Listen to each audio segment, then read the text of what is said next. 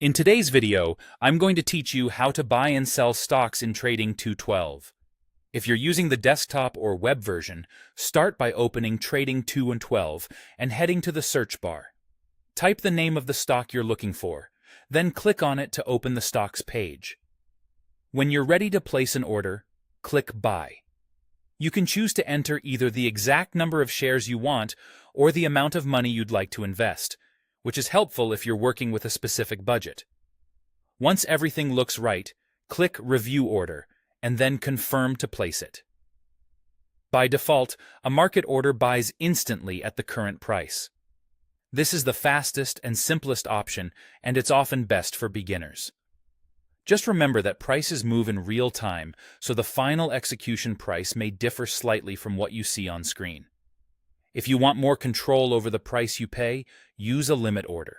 With a limit order, you set the maximum price you're willing to pay, and the order will only execute if the market reaches that level.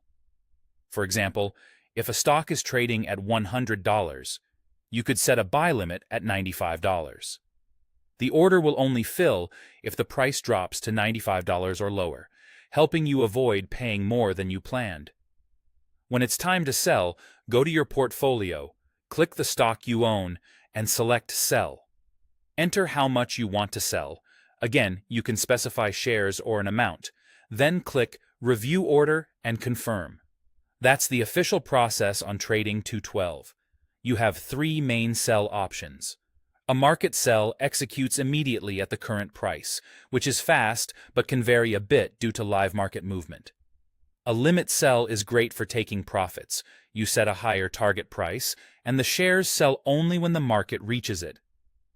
For example, if you bought at $100, you might place a limit sell at $120 to lock in gains.